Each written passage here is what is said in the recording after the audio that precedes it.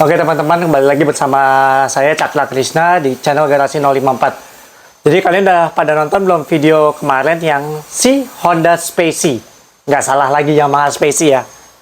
Jadi gue udah selesai mengobrak-abrik si Honda Spacey dan budgetnya lumayan nih. Gue lagi sembari ngedit, tapi pengen juga sambil kayaknya bikin videonya lebih seru seperti ini. Jadi kurang lebih yang dikerjain apa ya? Nih gue sambil ngerekap sambil ngeliatin video-videonya nih di sini nih. Jadi yang pertama dikerjain, banyak sih yang dikerjain. Yang pertama kita lihat dari ini ya, suspensi depan sama belakang. Jadi si ban depan tuh udah goyang, ternyata bearingnya nggak hanya bearing yang udah peang, tapi as rodanya aja tuh udah sampai bengkok. Sampai separah itu. Berikut juga si shock depannya tuh udah baret separah itu untuk kondisi shock depan. Nah, karena gue ngeliat juga pas lagi buka, kan kemarin rem depan gue bilang tuh Senin Kamis, jadi nggak bisa ngerem sama sekali. Sekalian rem depan tuh gue ganti kanvas remnya dengan kanvas original. Gue ngeliat juga kok si piston kalipernya tuh udah ini banget, udah kotor banget. Akhirnya gue minta kuras sekalian. Pas kuras si master rem depan, itu dalaman master remnya udah lumpur men. Itu kacau banget pas gue ngeliat. Pas gue ngeliat juga sekalian kan lampunya putus gitu ya. Itu gue pas dibuka batok ternyata soket-soketnya itu udah pada meleleh kabel-kabelnya. Jadi mau nggak mau gue mesti ganti headlamp yang sebetulnya tidak masuk dalam budget awal. Jadi depan shock depan ya, ban depan gue juga sekalian ganti. Shock depan, ban depan, batok lampu depan, plus juga kuras minyak rem sama ganti kanvas rem. Nah, itu untuk bagian depan. Untuk bagian mesin dan CVT, saat CVT dibuka, ini juga salah satu yang cukup bikin bete. Karena apa? Ternyata pernah pas dibuka sama pemilik sebelumnya, itu mungkin dia nggak pakai baut ori, ada bautnya patah di dalam. Jadi ada satu baut yang harus nanti suatu hari gue bubut itu baut untuk dipasang baut baru gitu loh. Nah pas dibuka juga dalamnya tuh isinya lumpur semua. Sliding shaft-nya udah parah, rollernya juga udah harus ganti wajar. Terus si beltnya juga udah getas, ya itu udah masuk dalam pikiran lah. Nah tapi yang tidak masuk dalam ini, karena gue kemarin ngerasa waktu gue bawa akselerasinya kan enak-enak aja, apalagi mesti ngejar Lexi ya yang tenaganya di atasnya.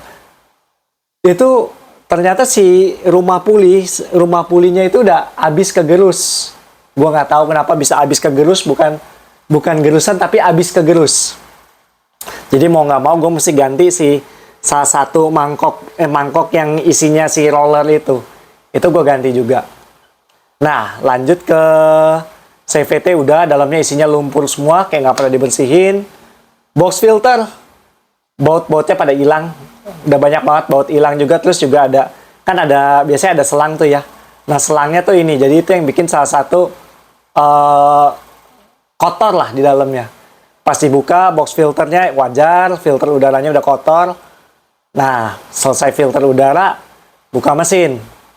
Pas buka cover mesin, itu karet si tutupan headnya itu udah getas. Jadi gue ganti, itu nggak mahal lah. Pas buka mesin, ya so far kayak gue bilang ya, mesin kan tadinya enak-enak aja ya. Alhamdulillah sih mesinnya nggak terlalu banyak masalah. Nah sekalian pas gue buka mesin, gue minta si masnya itu untuk ngebuka si throttle bodinya juga. Throttle body dibuka, ya dalamnya lumayan kotor ya, tapi kotor wajar lah menurut gue. Throttle body udah dibersihin, mesin juga dibersihin, CVT udah. Nah pas lagi ngebersihin si CVT, itu kan kita bisa ngeliat juga ya kan, soalnya ban belakangnya juga dicopot. Kita bisa lihat juga bahwa si shock belakang itu tuh udah mau copot, bautnya udah kendor, dan dia pakai kayak peninggi gitu dan udah kendor, plus shocknya juga bocor. Jadi gue ganti juga. Oh iya, yang gue ketinggalan, gue udah cerita belum ya? Pas lagi ngerapihin si depan nih, si master lamp segala macam, kan gue beli bohlam Osram juga buat menggantikan bohlam aftermarket itu. Gue pakai bohlam Osram yang LED warna putih. Nah pas gue mau itu, ternyata si covernya itu udah dudukannya tuh udah patah semua, dan headlampnya tuh dudukannya patah plus udah soket-soketnya meleleh. Jadi mau nggak mau gue belanja juga sih headlampnya Spacey. Itu gue inget harga 264.000. Gue nggak tahu bengkelnya mahalin atau gimana, tapi ya udahlah, menurut gue udah cukup krusial. Apalagi nih, gue lihat dulu ya videonya, rekap. Kanvas rem depan belakang ganti. Apalagi nih. Oh iya, yang keren pas shock depan juga. Pas shock depan dibuka, ya pas kalau asnya baret wajar ya. Terus yang nggak wajar tuh si baut dudukan asnya itu bengkok. Dan juga yang gue bingung kok bisa per shock depan tuh kan dalamnya tuh ada per, itu bisa sampai bengkok juga, gue nggak tahu gimana. Terus apalagi nih? Oke. Rem tadi udah cerita. Oh ya, rem depan dalamnya lumpur udah cerita. Terus apa lagi?